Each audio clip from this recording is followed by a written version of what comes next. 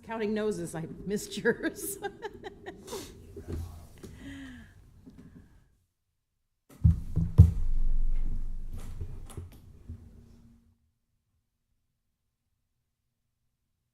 Good morning. Welcome to the Lancaster County Board of Commissioners meeting for Tuesday, August 1st, 2023. I am the chair, Krista Yoakum. To my right is Vice Chair Commissioner Sean Flowerday, and to my left is Commissioner Matt Schulte. Please rise and recite the Pledge of Allegiance with us. I pledge allegiance to the flag of the United States of America and to the republic for which it stands, one nation, under God, indivisible, with liberty and justice for all.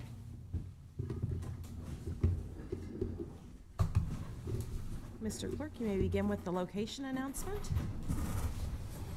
Absolutely. Location announcement of the Nebraska Open Meetings Act. A copy of the Nebraska Opens Meeting Act is located at the wall of the rear of the hearing room. Additionally, all written materials to be discussed at today's open meeting is available for electronic viewing from the county clerk's staff. Printing options are available upon request. These materials can also be viewed at the county's website at lancaster.ne.gov.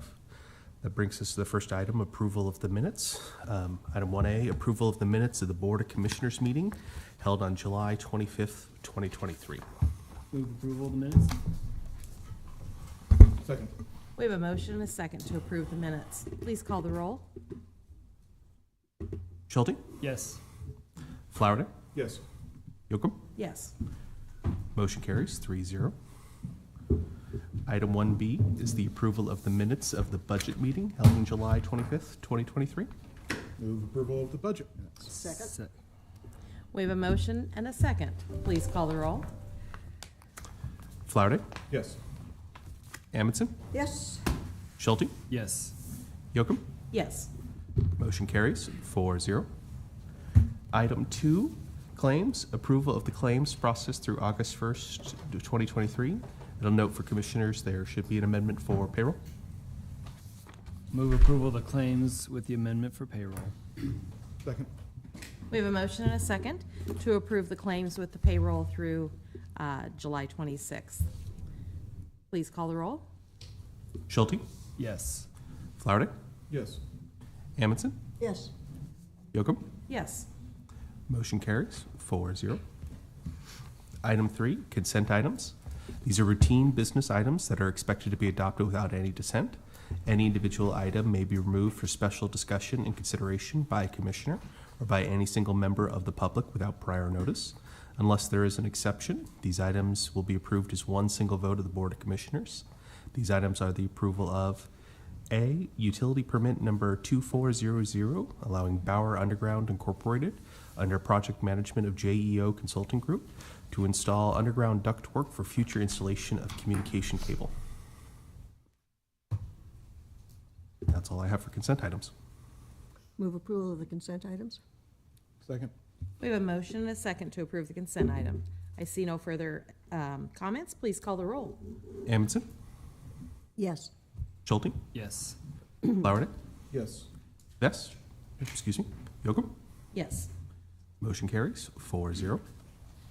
Brings us to new business. Item 4A, appointment of Vanessa Emlich to the Community Mental Health Center Advisory Committee for a 3-year term commencing on August 1st, 2023. Move approval of 4A. Second. We have a motion and a second to approve the appointment of Vanessa Emlich. Please call the roll. Vest? Excuse me. Amundson? Yes. Schulte? Yes. Flowerday? Yes. Yoakum? Yes. Motion carries 4-0. 4B, reappointment of Richard Campbell and Gloria Edens to the Lincoln Lancaster County Planning Commission for terms to expire August 24th, 2029. Move approval. Second. We have a motion and a second to approve these reappointments. Please call the roll. Flowerday? Yes. Amundson? Yes. Schulte? Yes. Yoakum? Yes. Motion carries 4-0. Item 4C, resolution in the matter of authorizing the county board chair to sign a professional services agreement with Alfred Benish and Company for preliminary engineering services on a federal aid project to improve South 98th Street from A Street to O Street. Pam Dingman, Lancaster County Engineer. This item and the item that comes after it are in regards to 98th Street, the A to O portion. I'm going to throw that up on the overhead just so people have a graphical representation of it. This is for the engineering only to date, and so as you're aware, there are many complexities with this particular job. We are also under a time constraint with this, and we have agreed with the landowners that we will complete this project by 2030. Move approval. Second. We have a motion and a second. Did you have a comment? I was just saying, this is the portion that's not a road yet, correct? It is currently a section line easement, yes, Okay, yeah. that is correct. Please call the roll. Schulte, Yes. Flowerday, Yes. Amundson, Yes. Yocum. Yes. Motion carries 4-0. Item 4D is an agreement with Alfred Benish and Company for preliminary engineering services for a federal aid project to improve South 98th Street from A Street to O Street. Total costs pursuant to this agreement are not to exceed $810,138.34, of which 80% is the federal share and 20% is the county share. I'll move approval of 4D. Second. We have a motion and a second. Please call the roll. Amundson, Yes. Schulte, Yes. Flowerday, Yes. Yocum. Yes. Motion carries 4-0. This is to item 4E, an interlocal agreement with the City of Lincoln for paving and improvement from South 98th Street from Old Cheney Road to A Street. Pam Dingman, Lancaster County Engineer. The exhibit I have placed on the overhead shows the 3 miles that we are looking at paving of South 98th Street. A portion of that 3 miles is within the city's jurisdiction, so we have negotiated with them to pay the 20% cost of the pavement that is in their area. I'll note that this agreement has taken is a little out of how we've done business standardly in Lancaster County, where we're partnering, where the City of Lincoln is partnering with us. And I'd just like to thank the County Attorney's Office and my staff for the patience of getting through this. It's really important. Move approval. Second. We have a motion and a second to approve. Please call the roll. Amundson, Yes. Schulte, Yes. Flowerday, Yes. Yocum. Yes. Motion carries 4-0. Brings us to item 4F, an agreement with Matadol LLC to provide the design, grading, and paving of turn lanes on South 98th Street, where it intersects with Rattlesnake Drive and Falls Branch Road. Pam Dingman, Lancaster County Engineer. So sometimes as an engineer, I have these dreams. And they're always good dreams, but sometimes they take a little while to get fully executed, and it's something different.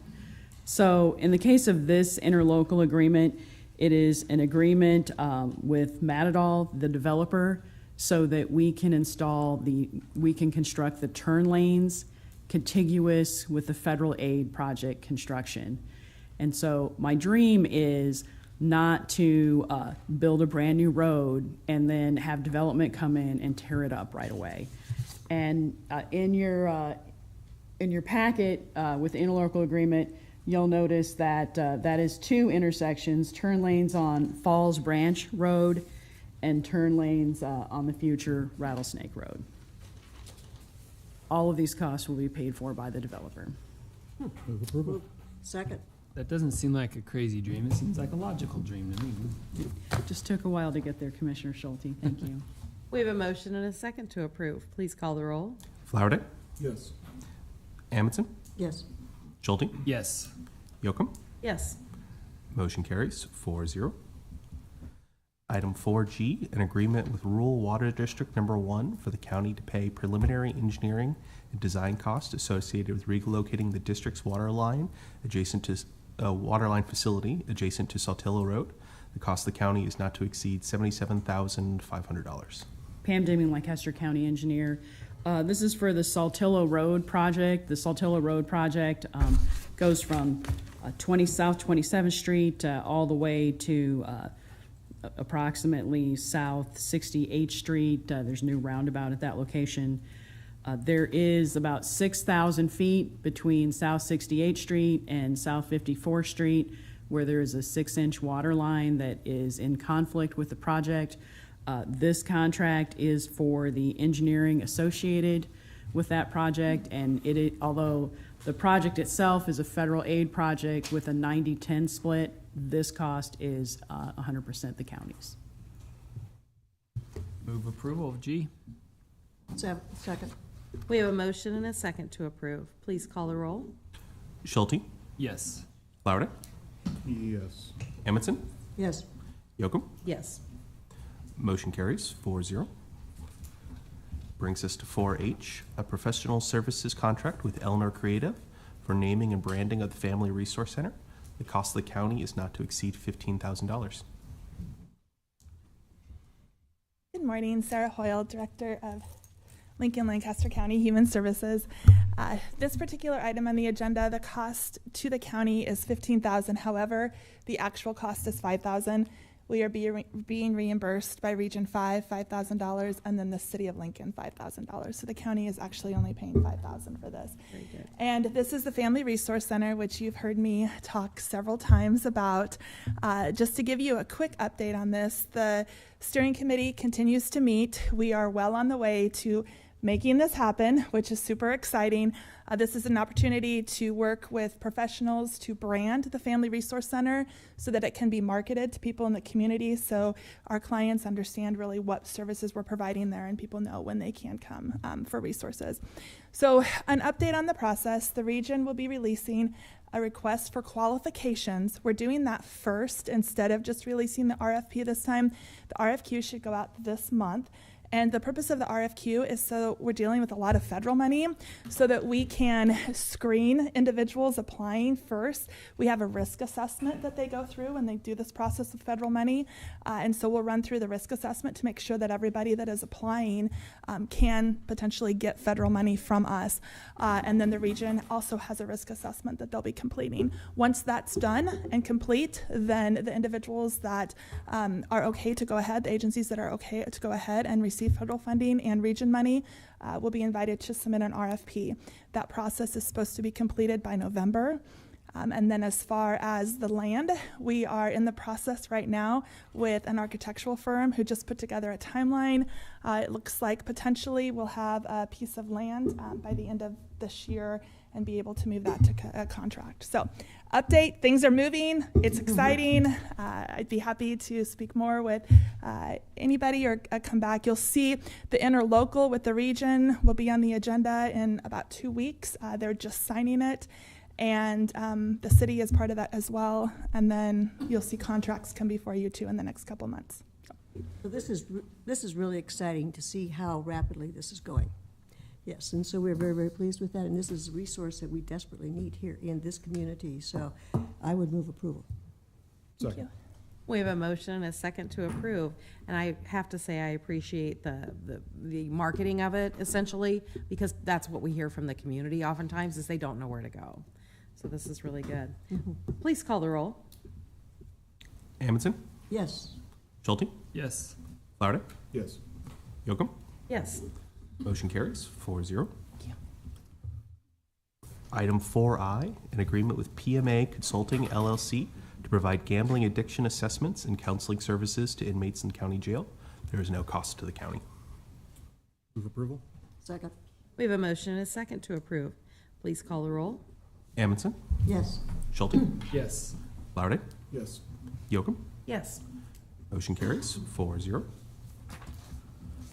4J, a federal equitable sharing agreement and annual certification report for the Lancaster County Attorney's Office regarding equitable sharing activity of drug forfeiture funds for the fiscal year ending June 30th, 2023. Move approval. Second? We have a motion and a second to approve. Please call the roll. Flowerday, Yes. Amundson, Yes. Schulte, Yes. Yocum. Yes. Motion carries 4-0. 4K, memorandum of understanding with Diamond Vogel Incorporated, doing business as Diamond Vogel, for paint and paint and related products on an as-needed basis at an estimated cost not to exceed $2,000 for a 1-year term. Move approval. Second. We have a motion and a second to approve this MOU. Please call the roll. Schulte, Yes. Flowerday, Yes. Amundson, Yes. Yocum. Yes. Motion carries 4-0. 4L, a release of easement for utilities and new utility easement for Block 2, Lot 2, and Outlot B, the Bridges 4th Edition. Good morning. John Ward with the Lancaster County Attorney's Office. I would just briefly note for the commissioners that the original document that appeared on the agenda had a new easement towards the end of it that was to the city of Lincoln, amongst other entities. I had that corrected to include Lancaster County, so that will be the item before you now. Move approval of the correction. Second. We have a motion and a second. Please call the roll. Amundson, Yes. Schulte, Yes. Flowerday, Yes. Yocum. Yes. Motion carries 4-0. Item 4M, a renewal application for miscellaneous medical professional liability insurance related to the renewal of certain insurance policies at the Mental Health Crisis Center with RSUI Group Incorporated. Move approval. Second. We have a motion and a second to approve. Please call the roll. Amundson, Yes. Schulte, Yes. Flowerday, Yes. Yocum. Yes. Motion carries 4-0. 4N, the Lancaster County Statement of Values for purposes of Lancaster County insurance policies. Move approval. Second. We have a motion and a second to approve. Please call the roll. Flowerday, Yes. Amundson, Yes. Schulte, Yes. Yocum. Yes. Motion carries 4-0. Brings us to item 5, public comment. Those wishing to speak in items related to county business not on the agenda may do so at this time.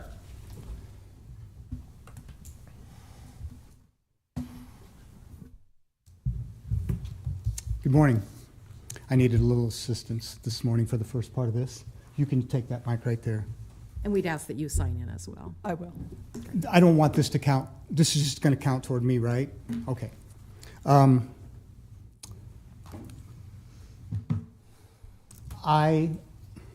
see, how do I want to start this?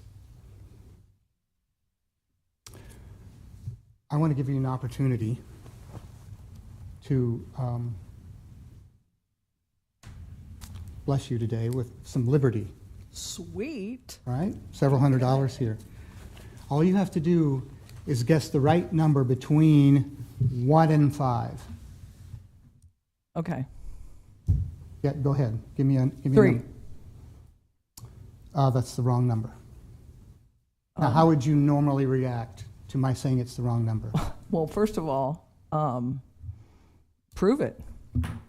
I can't do that. Excuse me? I can't do that. Let's try it another way. This time I've got my number written on a piece of paper. I didn't have it on the paper before. I had it in my mind. Okay. Now I've got it on a piece of Okay. paper. Okay. So you take the same guess. Now you've only got numbers, not 3 candidates, but 3 numbers to gain some liberty with this money. Okay. Take your pick. Okay. Well, I'm going to change it now. So let's go with 2. You're wrong. Again, you need to prove that.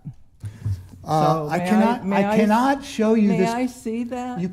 I cannot show you this piece of paper. Please have a seat. Thank you. That is exactly how our elections are being conducted in this state. This ballot here means nothing, absolutely nothing. The illustration I gave you was the brainchild of Clint Curtis. He wrote software to flip votes back in 2000 at the request of state of Florida House Speaker. Showed up at his place of business to ask him if he could write software to flip votes. And then in 2004, Clint Curtis stood before Congress and testified to what Tom Finney asked him to do, and that he had in fact done it. So now,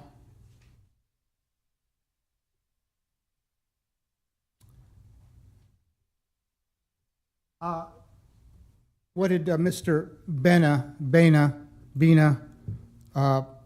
say? Show us your work? How is that our inability to get the ballots showing us his work?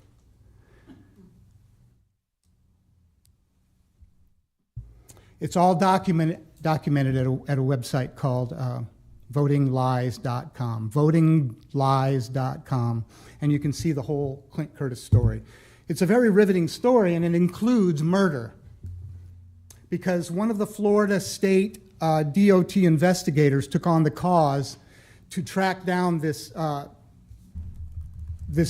ballot vote rigging, and he had all the evidence, and he was murdered within a few weeks of presenting that evidence. His name is Raymond Lemmy. He was murdered. We're not playing a game here. This is life and death. Governments are instituted among people to secure their rights. They are instituted by the people. Government doesn't get to institute itself. And when any form of government becomes destructive of our rights, it is the right of the people to alter or to abolish and to institute new government, laying its foundation on such principles and organizing its powers in such form as to them shall seem most likely to secure their safety and happiness.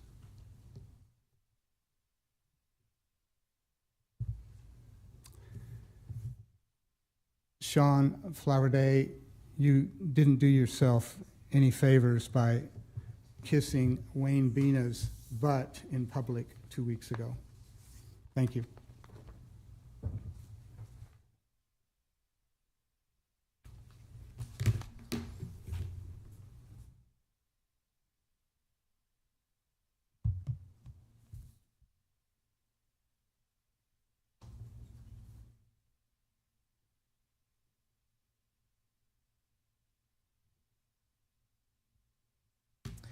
Good morning, Commissioners. My name is Penny Stevens. I live here in Lincoln. I'm an American patriot, and I'm fighting for truth, justice, and the American way.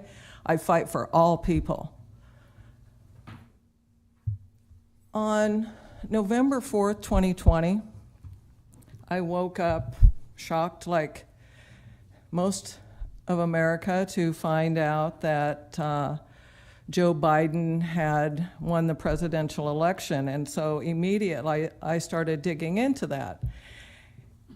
And let me jump back then 4 years with the presidential election in 2016. Woke up shocked again that Hillary Clinton had been beaten by Donald J. Trump. And I'm like, wow, what happened? You know, while we were sleeping, what happened? And I'm just like, that's just crazy.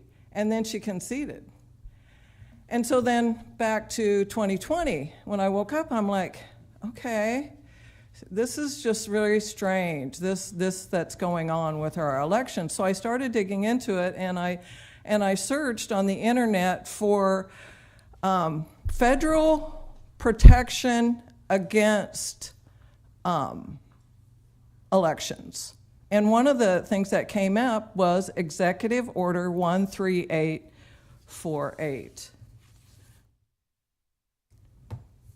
And let me just read a little bit from that. I only have one of these, so. This is imposing certain sanctions in the event of foreign interference in a United States election.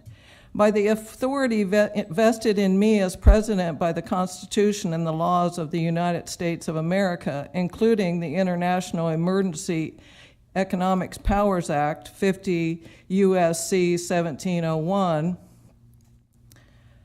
and several other acts below that. It says that I, Donald Trump, find that the ability of persons located in whole or in substantial part outside the United States to interfere in or undermine public confidence in the United States elections include through the unauthorized accessing of election and campaign infrastructure, or the covert distribution of propaganda and disinformation, constitutes an unusual and extraordinary threat to the national security and foreign policy of the United States.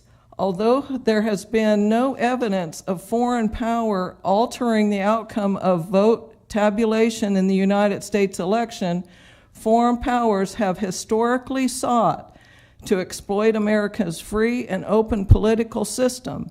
In recent years, the proliferation of digital devices and internet-based communications has created significant vulnerabilities and magnified the scope and the intensity of the threat of foreign interference, as illustrated in the 2017 Intelligence Community Assessment.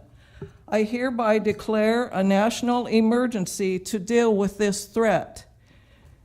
This was put in place on September 12th of 2018. And right here under the 2017, if you look that up, there was actual findings of foreign interference during this investigation during the 2016 presidential election. The military knew of this, and they were on it, and they watched it, and they watched it in 2020. They watched it in 2018. They watched it in 2022. They've watched all of our elections thus far. So, with that being said, 11 people from Ukraine have been arrested. They were arrested and seized by EO 13848, all their property, everything they own, everything.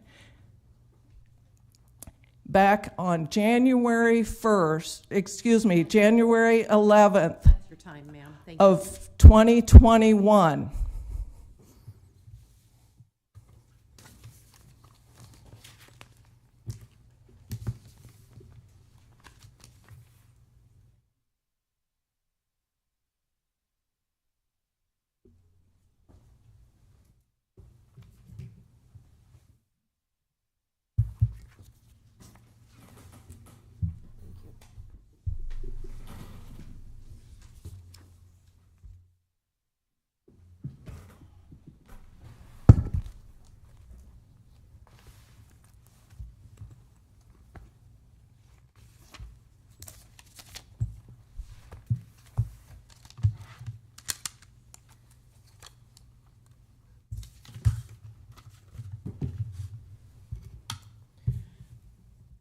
Ken Anderson, Omaha from now on.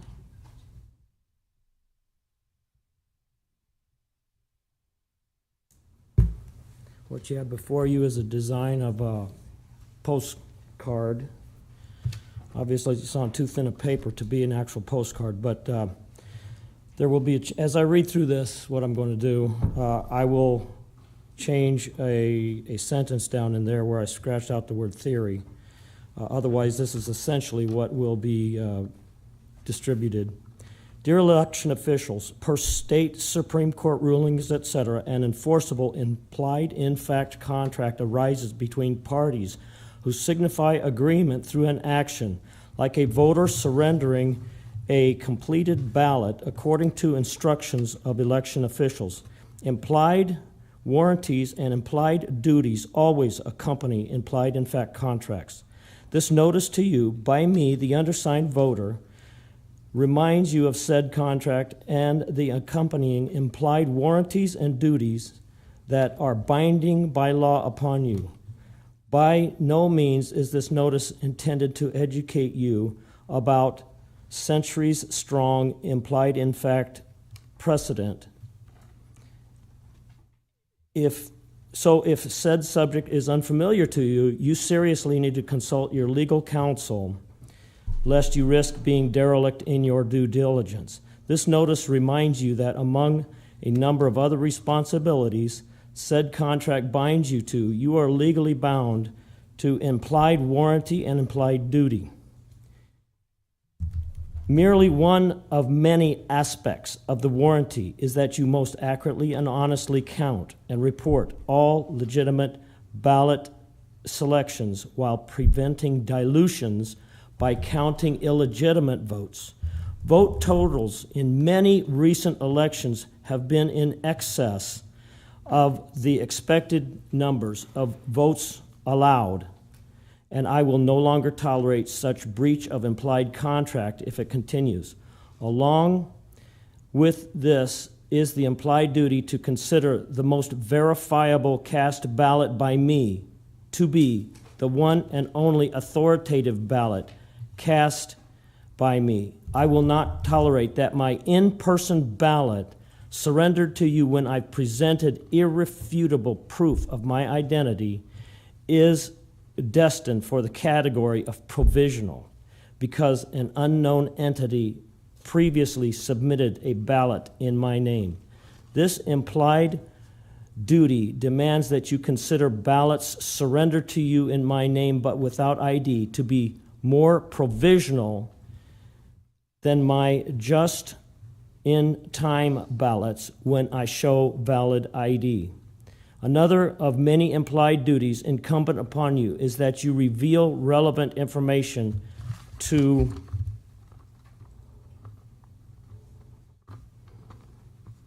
me, including the fact, if true, that my ballot selections are converted into unsupervisable electronic signals prior to them being counted, and that those unsupervisable electronic signals are the most authoritative basis by which race results get reported. If this is not acceptable to me, then I will be entering said contract under duress.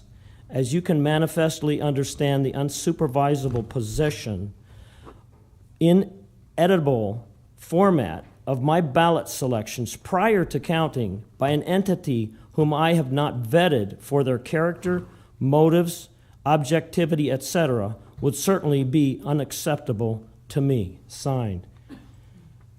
An original copy will be available at esssteelshour.vote. And my own son, I wanted to mention something about the term communist being possibly offensive to some people. A lot of people, my own son included, embrace the word communist. I'm not proud to say that. But being communist is not a problem for many who are communists. They'll embrace it anymore. It didn't used to be that way. It is now. Thank you very much.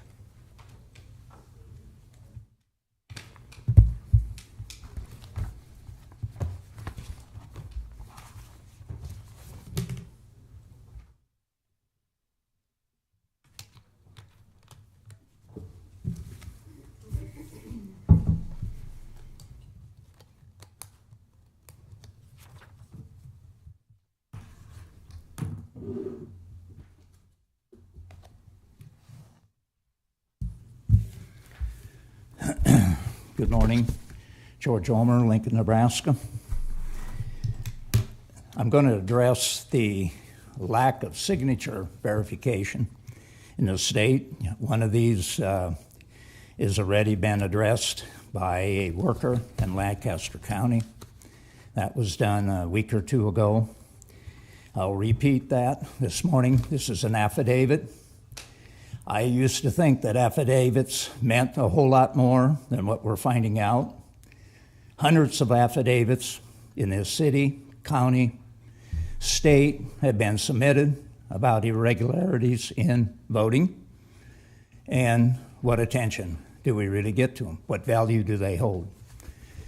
But these two are somewhat unique in that they were workers in election commission offices. The first one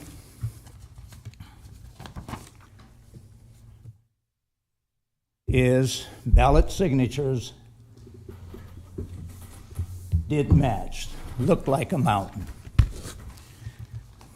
I worked at the Douglas County Election Commission in 2020 while processing both new registrations and changes to registrations. None of the mismatched signatures that came across my desk were ever rejected by any supervisor while I worked there. I was consistently told to go ahead and process them. There are very strict rules to follow in processing and or making any markings on paper documents. County Election Commissioner made a statement to all employees during a meeting that there has never been any fraud in Douglas County. I was told by a trainer at the Douglas County Election Commission that we need to process something like over 50,000 registration transactions in the last few weeks prior to the 2020 election.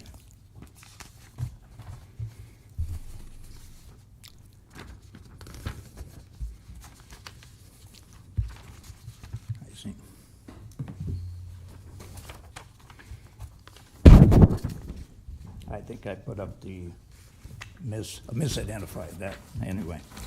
Okay. Ballot signatures didn't match, looked like a mountain. That's the one I'm not on. Okay. We're following. We have them on paper. We're following. Yes, okay. Sorry. Okay. I worked on another day, I was given a mail tray with absentee ballots that had been completed and returned to our office. I was in the back room. I was told to scan the outside envelope into our computer and just glance at the signatures to see if they matched. If I had any envelopes that looked like the signatures didn't match, I could put them aside for review. But when the supervisor reviewed them, she said to send them through as matching, and the supervisor said, but we are not the signature police. This was the only tray that I was given, and I apparently wasn't going fast enough because she came in and took the tray away, and then I was never given another tray during the entire election. This was only one partial day. I did have several envelopes that I had set aside because it did not look like they matched. The supervisor took away those envelopes along with the rest of the tray of absentee ballots. She took it to the front and had someone else take over. Some of these signatures were like a mark or scribble. One looked like a mountain as they didn't match. Red flag, easy to cheat. Nebraska does not signature match, just requires an oath. Do you trust a criminal or a ballot trafficker to sign an oath truthfully?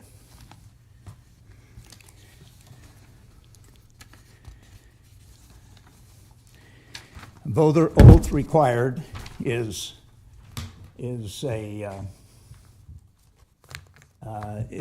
really the law addressing that, and I'll read just the concluding paragraph of that law of the Nebraska Statute 32-947. Any person who signs this form, knowing that any of the information in the form is false, shall be guilty of election falsification, a Class 4 felony under Section 32-1502 of the statutes of Nebraska. The penalty for election falsification is imprisonment. If I could finish. That's your time. Thank you.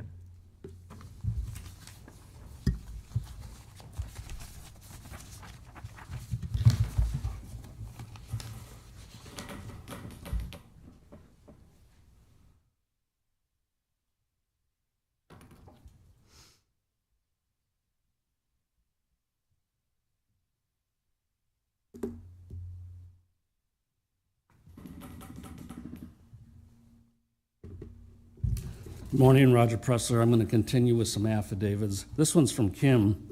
I live in Lancaster County in Lincoln, Nebraska, and in the November 2020 election, prior to the election, received multiple requests for mail-in ballots, and little postcards were sent to us.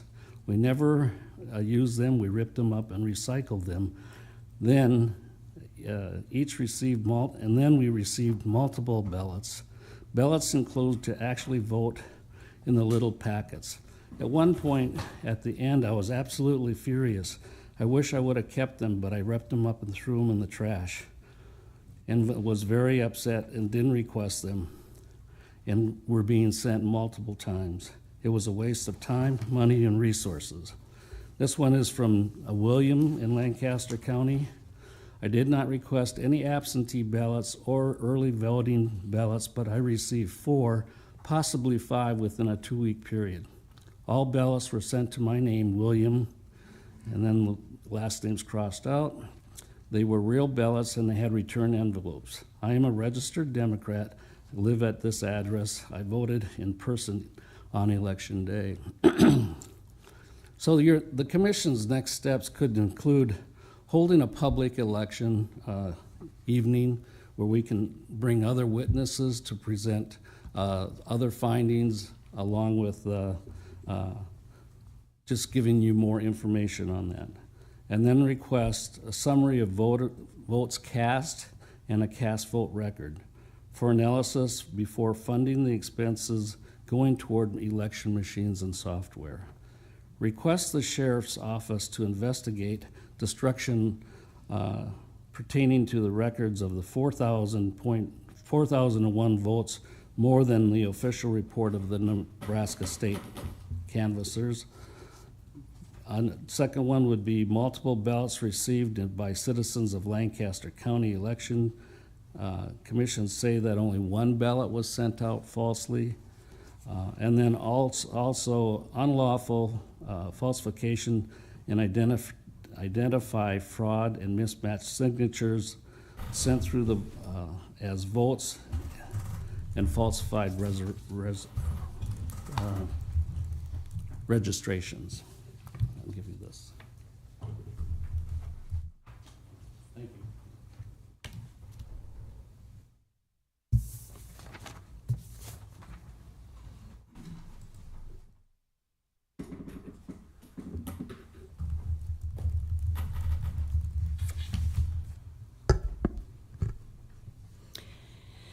As we heard with Mary Hamilton's testimony, also what George read was the affidavit from Omaha. So Douglas and Lancaster, we have affidavits. Mary was told if there was something wrong in the address or the signatures, she was to set them aside. When she did, they told her, "We're not the signature police." That's very concerning to me. And it was also concerning that she was removed from that job because obviously in one day she was finding signatures that didn't match. And I hope you as well will be concerned about this. We can follow the law, or we can do what's moral and ethically right. And as we as a civilization, we talk about the moral majority, it's going. I don't even know if we have that. When that happens, we need more specific little laws for every single function because people aren't doing what's morally right. And I'm concerned about that. In response to Mr. Benna, that there were no multiple ballots, I hope that you heard the affidavits, and we have many more of those. I do want to show this. This is what a ballot request looks like. And most of you probably know this, but I just wanted to show that. This is what a ballot envelope looks like.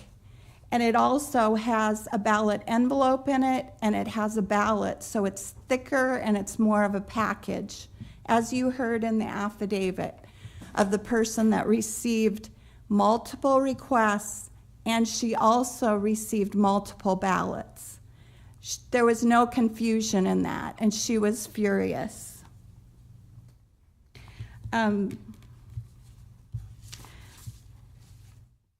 So we received multiple, these people that did the affidavits received multiple ballots.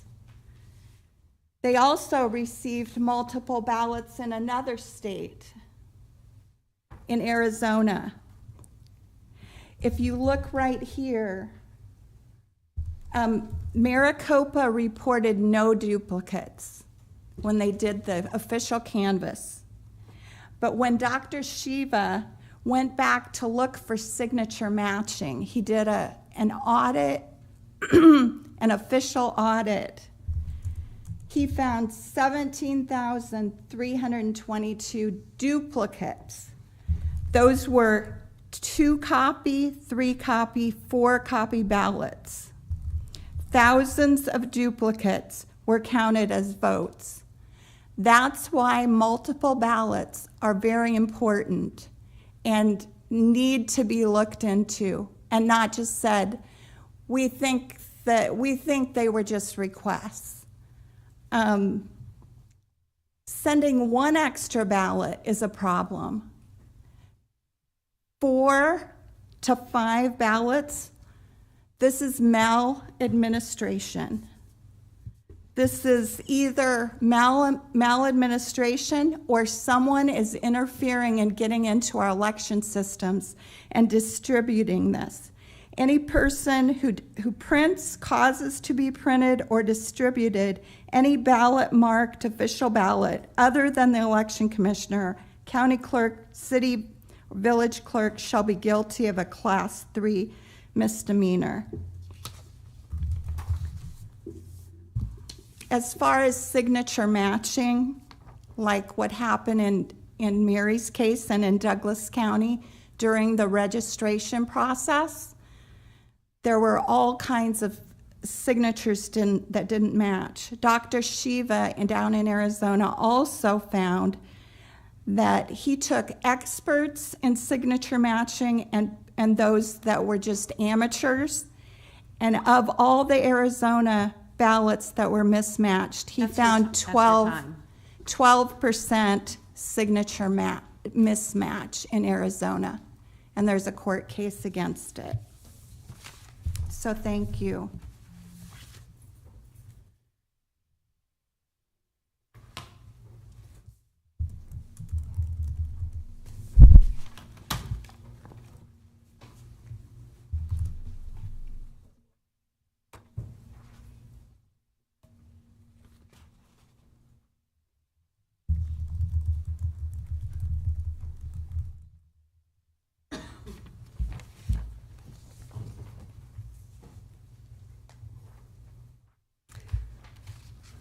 Hi, my name is Janine Pressler, Lincoln, Nebraska, and I've been asked to read a letter to Dave Shively about asking for a cast vote record. Dear Dave Shively, in accordance with Nebraska Revised Statute 32-1032, see below, we respectfully request a copy of the report you sent on election night 2020 from your tabulators to the Secretary of State, the official summary of votes cast. This was the information you removed via USB drive from your tabulators to send to the Secretary of State. This report of the actual votes submitted to the Secretary of State is a report that you generated and do possess. We are not interested in the summary of results that you received from the Secretary of State. We are only interested in the official summary of votes cast. 32-1032, County Canvassing Board Election Materials, Preservation and Duration. And that's what's going to be talked about here. Upon the completion of the canvass by the County Canvassing Board, all books shall again be sealed, and the election commissioner or county clerk shall keep all election materials, including the ballots cast containers from each precinct, the sealed envelopes containing the precinct list of regulated or registered voters, the precinct sign-in register, and the official summary of or summaries of votes cast, and the material containing for container for each voting material for not less than 22 months when statewide primary, general, or special elections involve federal offices, candidates, and issues, and not less than 50 days for local elections not held in conjunction with a statewide primary, general, or special election. The election commissioner or county clerk shall keep on file one copy of each ballot face used in each precinct of an official nonpartisan constitutional amendment and initiative and referendum ballots as used for voting, and all election notices used at each primary and general election for 22 months. The precinct sign-in register, the record of early votes, and the official summary of votes cast shall be subject to the inspection of any person who may wish to examine the same after the primary, general, or special election. The election commissioner or county clerk shall not allow any other election material to be inspected, including ballots in provisional ballot envelopes, except when an election is contested or the materials become necessary to be used in evidence in the courts. The election commissioner or county clerk shall direct the destruction of such material after such time, except that the election commissioner or county clerk may retain materials for the possession or for the purpose of establishing voter histories. To be clear, we are requesting a copy of the report you sent on election night from your tabulators to the Secretary of State, the official summary of votes cast. This report of the actual votes submitted to the Secretary of State is a report that you generated and do possess. We believe, due to extensive analytics of the state and your county, that there are significant issues with the 2020 election in your county. We believe the source of those issues to be external to your office and personnel, and we do not believe that fraud involves you and your personnel. We are requesting that this report, generated for the Secretary of State on election night, be removed from storage, digitally copied, and then carefully returned to its proper storage location. We are further requesting that the digital copy be relayed to us as soon as practicable. We can provide you payment for the digital USB drive for transfer of the data. Relaying this data is your legal responsibility as the county clerk. Thank you for this support. We would also request that you please send us a copy of your public official surety bond for our records. That is your time. Thank you. Sure. And I just finished.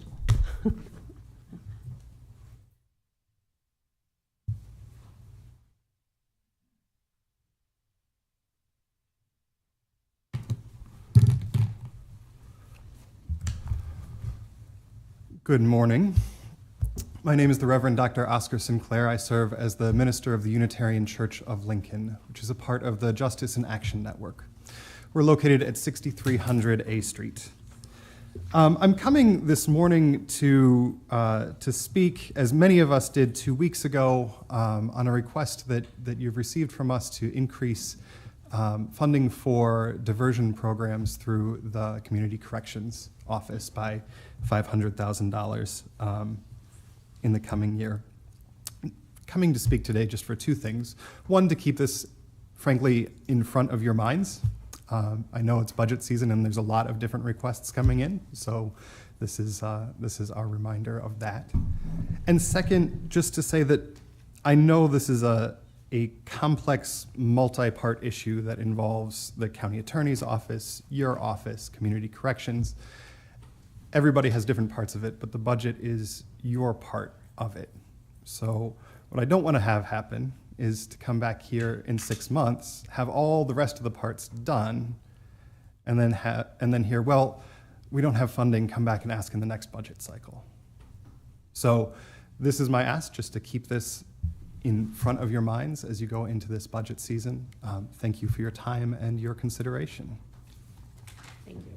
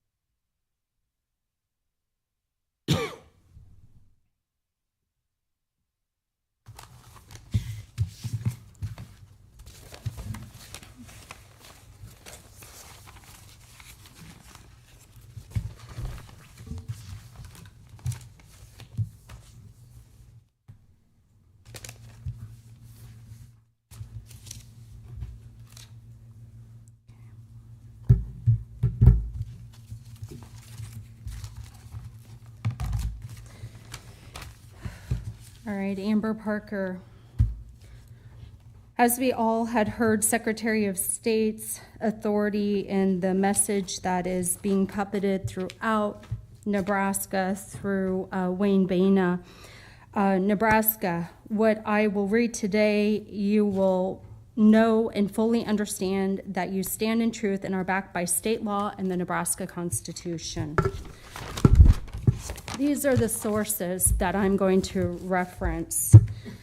1, the United States Constitution, Article 1, Section 4, Clause 1. 2, Nebraska Constitution, Article 3, Section 18. 3, Nebraska Revised Statute 32-901, which clearly allows paper ballots or manual counting. 4, Source 4, I will reference to Nebraska Revised Statute 32-1012. If time permits. 5, Nebraska Law 32-203, Secretary of State empowers, Secretary to State empowers. Number 6, the Nebraska State Statute 32-813, statewide general election, ballot and contents. And to note,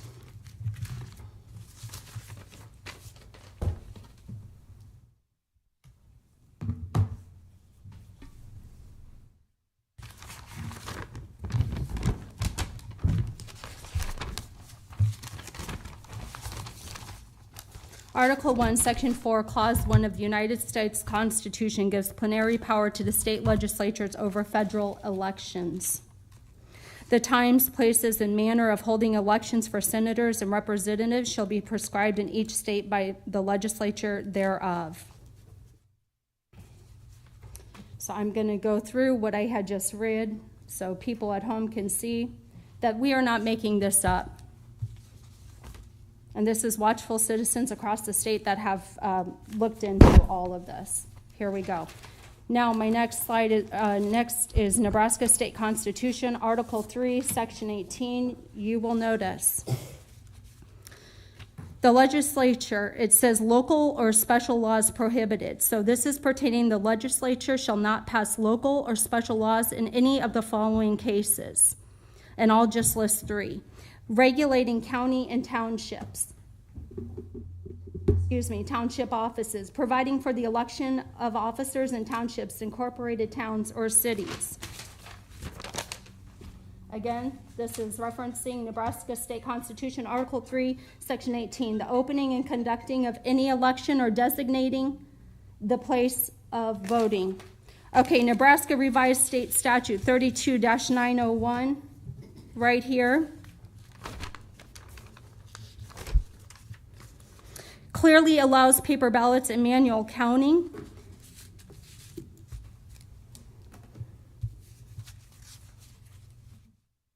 There you go, 32-901. Come back to that one.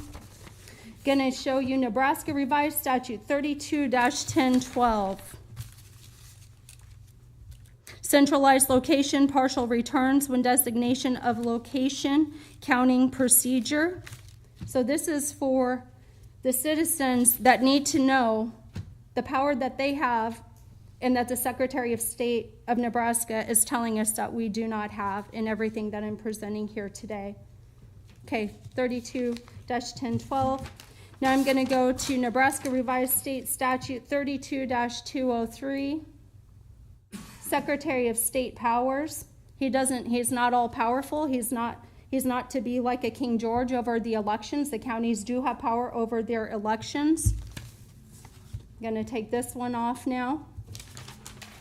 Nebraska Revised Statutes 32-813. So you can see the statewide general election ballot contents. Again, this is still Nebraska Revised Statute 32-813 on here.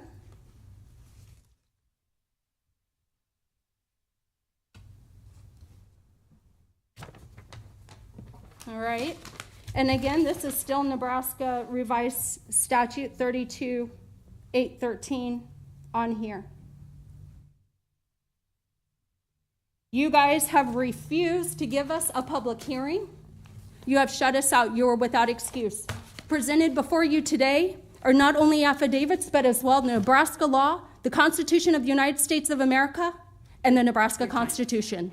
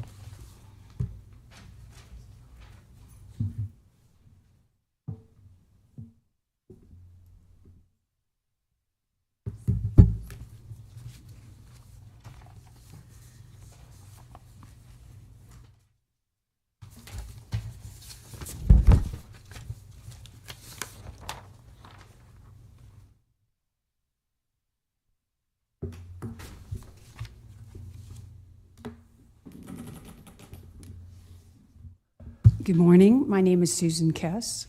I'm a Nebraska-trained mathematics and physician, and I wanted to go over some of the thoughts that I had about the elections and the election results of 2020. And I just want to tell you a little bit about Dr. Frank. I met him actually at our church. He came and talked to us, and this graph was designed by Dr. Frank. And he's somewhat of a mathematical savant, and he actually trains and mentors young people. Are you guys able to see the graph on your computers? No, we have screens before us here. Oh, okay, great. And he actually, in 2019, was actually mentoring a number of people from a number of children, geniuses from around the world, and one of them happened to be from China, and they wanted to figure out if they could predict the outcome of a pandemic they were having in China, and they were from Wuhan. Another student wanted to predict what the 2020 census was going to be, and another wanted to predict what election outcomes were going to be. And Dr. Frank was also called by the New Jersey person running for election, and so he actually had been looking at elections and telling people that were running how to actually predict what kinds of results would come out of an election. So that none of this was really new to him, and so this was very easy for him. And so one of the things that you heard from the state board is that he designed an algorithm. Well, an algorithm is just a mathematical formula that is devised to predict the future. Actuaries in insurance do them. I did them to try to figure out what would be the outcome of a study. And if you'll look on the chart here,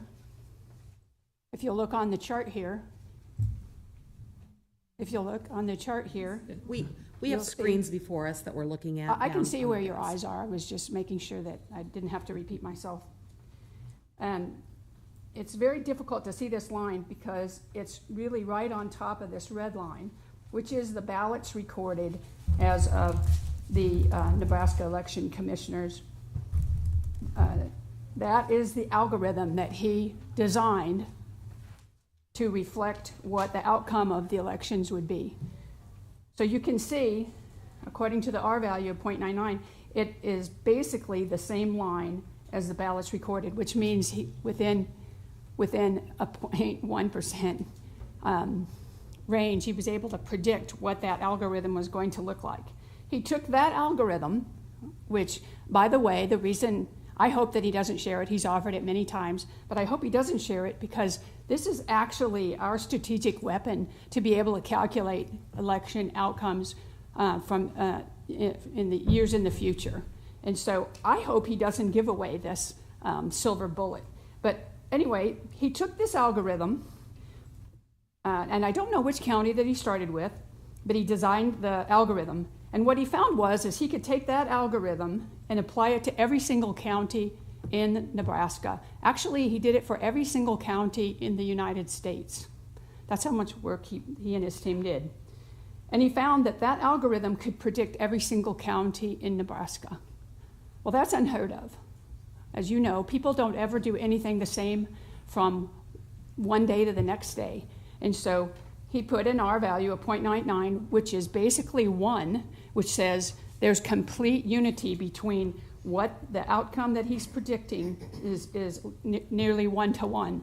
And in science, we would throw that study out because we can't, nature doesn't react like that. Nothing is 1-to-1 in nature.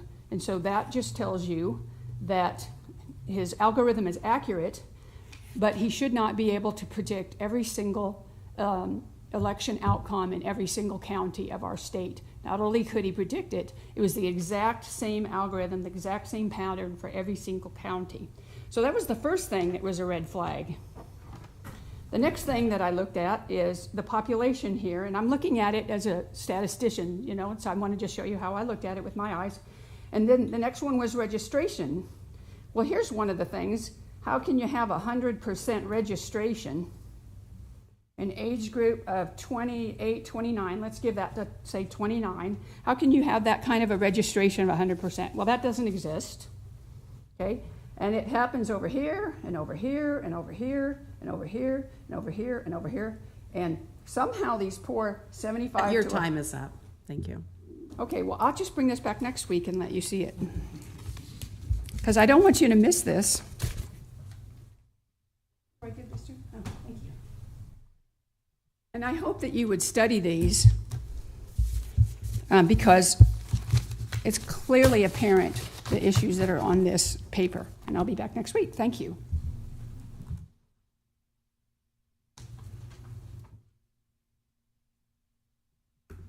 Is there anyone else here to speak during public comment? Seeing none, we'll close public comment. Oh, are you?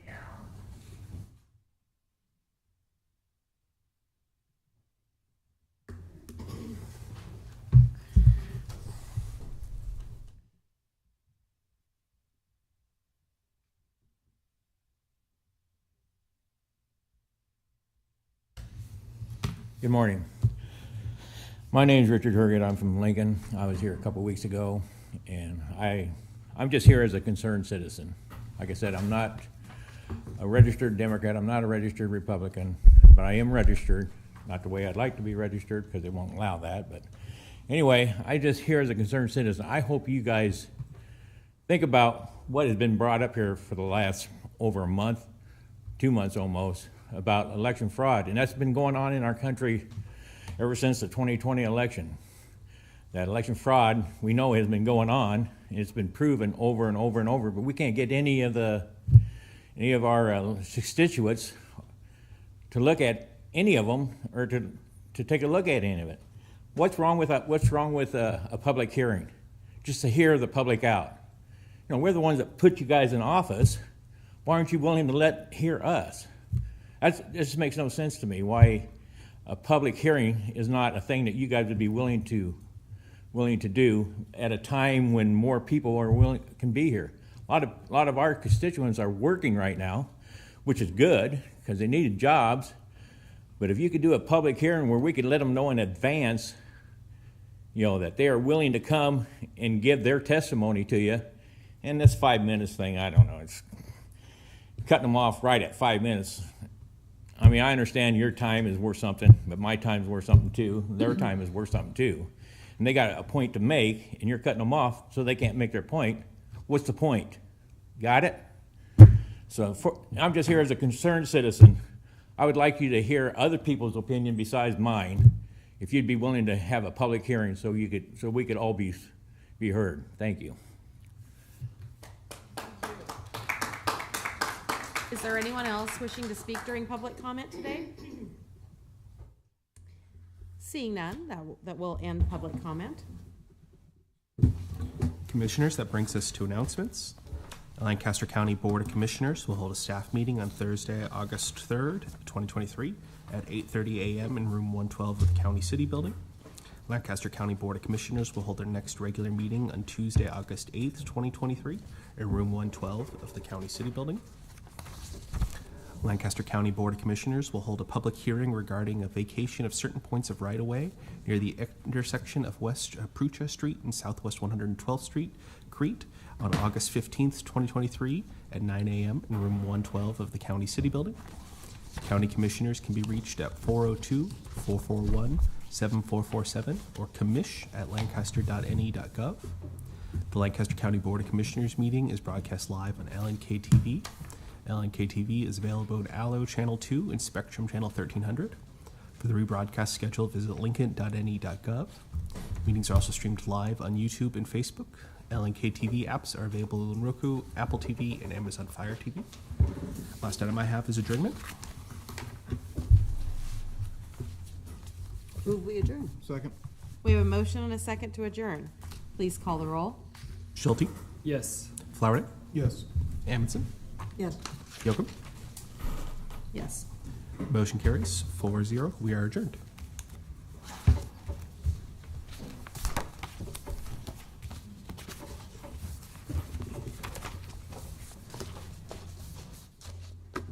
That concludes the Lancaster County Commission Board meeting.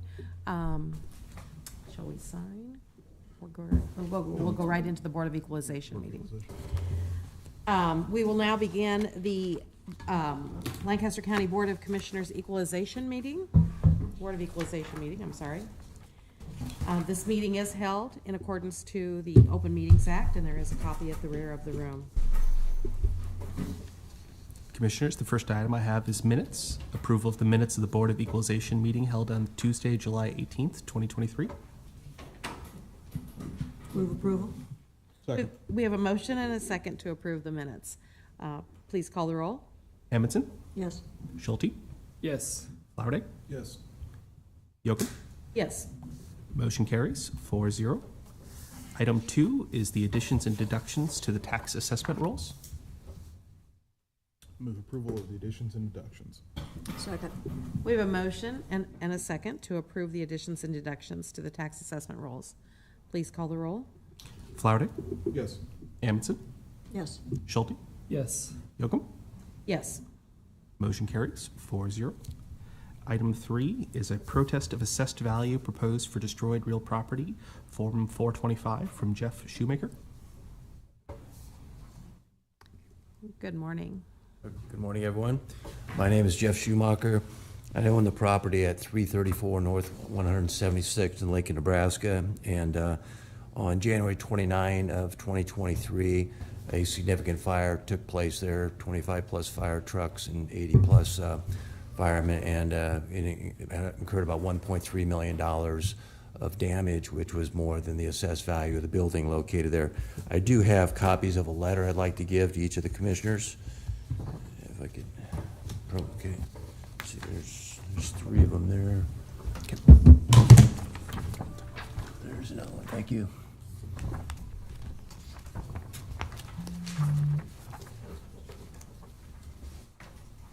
And of course, there's no question that a fire destroyed the residence. You have pictures from the prior meeting that we have, and then the issues come down to was there significant property damage, and like I just iterated, that was 1.4, almost 1.4 million, and that amount is going to rise as well. So what it comes down to, of course, is is causation, and so I've had several talks with.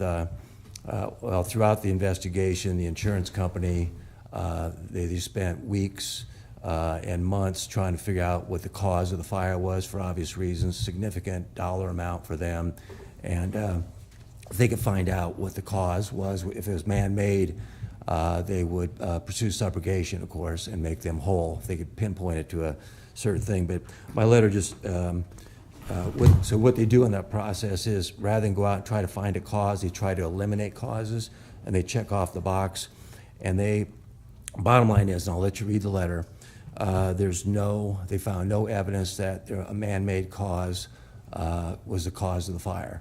And I laid them all out here, and as you know, the vast majority of dwelling fires are caused by man-made events. The fire originated, the one thing they know with certainty is that the fire originated in the southwest corner of the building in the master bedroom. And If you look at the common causes of fires, cooking equipment, furnaces, fireplaces, dryers, chimneys, vehicles, none of those, of course, were located in that room. They were far, far away. The other thing is that no candles were lit. There were no vehicles at the home. My wife and I were both running errands. And so even though they spent significant manpower and, like I said, weeks and months investigating the cause of the fire, they still right now determine, I want to be transparent, the cause of the fire is quote unquote undetermined, but they were not able to identify a single man-made cause, and that's the bottom line. So, in fact, I asked the investigator, I go, what would be examples of a natural cause? And of course, he goes lightning, and of course, lightning's in the state statute, 77-1309. And then this gentleman has had decades of experience. I go, can you name any other natural causes of fires? And he goes, well, let me think. And he thought about silence for 10 seconds, and he says, the only other thing I could think of is a big wind, high wind coming in and blowing over some power lines and knocking them on someone's dwelling and causing a fire that way. So the bottom line is there's very few natural causes of fires other than lightning. And but we significantly ruled out all man-made fires, and for that reason, I ask you to reduce the valuations on the property to the amount on the top of page 2. Keep the land the same at $178,200. And then I talked to an appraiser, and I haven't gotten a full-blown appraisal yet. We're going to wait till depending on what happens today, go to the next step. But he said that he would value it as the property, what the building is valued at now, which is zero. It's worthless. It all got burned up in the fire. They had to poke holes. It was a steel building, and it's worth less than zero. And then he said you could delete that zero.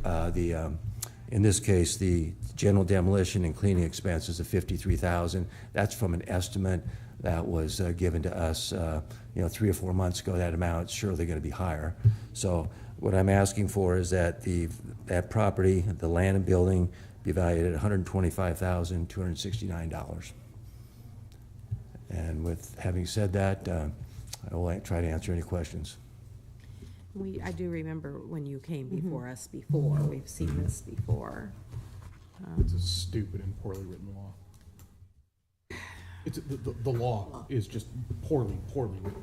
And it's tied our hands in the past and really has caused a big headache. I would agree with your comments, Commissioner Flowerday. I would also add, too, I've not apparently seen this new letter that was provided to the board today. I looked at the documents that were linked to the agenda, and it was just a letter from Mr. Schumacher indicating that he wished to appeal this without really having time to consider that, so I really can't make any different recommendation at this point. We still have a case pending before the Nebraska Supreme Court as well. I would certainly encourage Mr. Schumacher to appeal that to Turk, so that way when some clarity maybe comes forward, we could potentially resolve his claim at that time.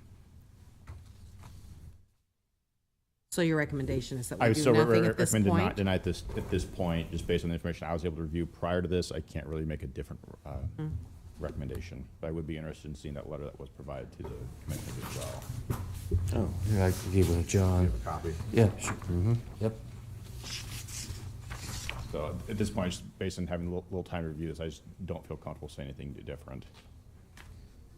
So you're asking for a motion to deny? Yes. I would move that we deny the protest. Could we delay it for 2 weeks? I can't remember what the timeline is on these. I think that they had to be resolved. Do you remember what the timeline is for resolving the destroyed real property? I don't remember it as either. I'd be concerned we might run out of time. Again, he still has the ability to appeal to Turk, so it wouldn't be the end of it completely. I would, to appeal to Turk would be the best solution. I'm going to have significant legal expenses if I do that, so what's the point? You don't have to have an attorney if you go to Turk. I understand, but I'm going to get an attorney, so. Do you have a motion to deny? Do you have a second? I'll second it. We have a motion and a second.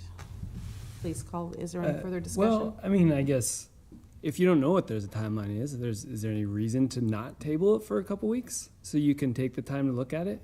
I would need to go back and look at it. It does tie back into the budgetary process as well as final action. And so that's part of that we would need to look at with that coming up as well. I'm a little concerned about the timeline, but I just can't tell at the top of my head exactly what that date is. If I'm understanding what he's saying, the budget should have nothing to do with this. It's all about causation. No. What caused it? He's right that there's budgetary impacts because it is, we're going through our budget process at the moment and we're figuring out how much. Board of Equalization is what provides the county the number that they know they can work with. So I understand his point there. It's not, I also understand why you wouldn't care about that. I wouldn't either if I were you. I think his originally set was like October 15th when the bill was initially proposed, and there's concerns about how it would impact the budget, so they backed it all the way up until July 15th for us, and even a timeline to hear those. So there are concerns about, there was thought towards the budget process. Like I said, it wouldn't take me long to look it up. I just don't, but when the Board of Equalization meets next, I don't know if we're out of time at that point. If we, I mean, what's the downside of just tabling this and taking no action today? I mean, it could be effectively denied if we run out of time. Then at that point, he would then still, Mr. Schumacher still have the opportunity to appeal. There's a statute that allows for that. So I mean, there's no harm in it, but if the board wanted an exact answer, we may not get back to it before that timeline lapses. It gives it a chance. That's going to be a significant delay. As I recall, that arson case winding through with the riots we had here on Lincoln Mall, I think it took 2 years, if my recollection is correct, before it even got to Turk. So, as you know, they're overwhelmed with stuff right now, and in fact, that's why I think they had to hire they're hiring another one as we speak. They're bringing in a new Turk judge. That's correct, yep. They should have brought in 4 more. But I don't think this thing should drag on for 2 years, or if we appeal it to Supreme Court, 3 years. Would our next Board of Equalization meeting be in 2 weeks? Is that right? I'd like to see us just table it for 2 weeks and give our attorney a chance to look at that. Okay. I would move to table this for 2 Move weeks. to amend. We have a motion and a Yeah. second. Yeah. on I the- move to amend the on- motion to table it for 2 weeks. And I'll second that. Okay, and I will accept that, yeah. We need a vote on the motion to amend and then a vote on. Mr. Clerk, do you have all that? Yes. Okay, so we will now vote on the amendment. Would you please call the roll? Amundson, Yes. Schulte, Yes. Flowerday, Yes. Yocum. Yes. That's 4 votes to amend the motion to table it to the next BOE meeting. And now we'll vote on the motion with the amendment. Schulte, Yes. Flowerday, Yes. Amundson, Yes. Yocum. Yes. Motion carries 4-0 to table it to next BOE meeting. Mr. Schumacher, thanks for coming out today. Okay, I thank really you. appreciate it. Thank you for your It may feel like consideration. we're kicking the can down the road a little bit, but at least No, I understand, yeah, I understand. hopefully it helps us get to a better resolution. Part of it. Our hands just get tied with these, and it's. We don't have it's a lot real- of and latitude. like, I mean, we've had, I don't know, this is our 4th or 5th one of these, where it's always the same thing, where the law just didn't do a good job. I don't know what to say about it, and now we're stuck, Yeah, it's a poorly written statute. I'll agree with you. We'll give you that. and I'm sorry. No, that's okay. Thank you for Have your a better answer consideration. for you. Appreciate it. And you have my contact information if you want to get a hold of me. Thank you. Thank you. We can move on to the next agenda item. Commissioners, the next item I have is item 4, the 2023 cemetery report. The cemetery report. Move we accept the report? Second. We have a motion and a second to accept the report. Please call the roll. Amundson, Yes. Schulte, Yes. Flowerday, Yes. Yocum. Yes. Motion carries 4-0. Item 5 is the public hearing for motor vehicle tax exemption applications for Capital City Christian Church, College View Academy, Christ Academy Childcare, Christian Student Fellowship, Cornerstone Christian Church, Lincoln Christian School, The Bridge Behavioral Health Incorporated, Mercy City Church, St. Thomas Aquinas Catholic Church, and Lincoln Berean Church. We will now open the public hearing for the motor vehicle tax exemption applications. Is there anyone here wishing to speak on these applications? Seeing none, we will close the public hearing. Item 6 is the action on the following motor vehicle tax exemption applications. Move approval of the motor vehicle tax exemption applications. Second. We have a motion and a second to approve. Please call the roll. Flowerday? Yes. Yes? Excuse me, Amundson? Yes. Schulte? Yes. Yocum? Yes. Motion carries 4-0. Item 7, public comment. Those wishing to speak in items related to County Board of Equalization business not on the agenda may do so at this time. Seeing none, we may proceed. Last item I have is adjournment. Move we adjourn. Second. We have a motion and a second to adjourn. Please call the roll. Schulte? Yes. Flowerday? Yes. Amundson? Yes. Yocum? Yes. Motion carries 4-0.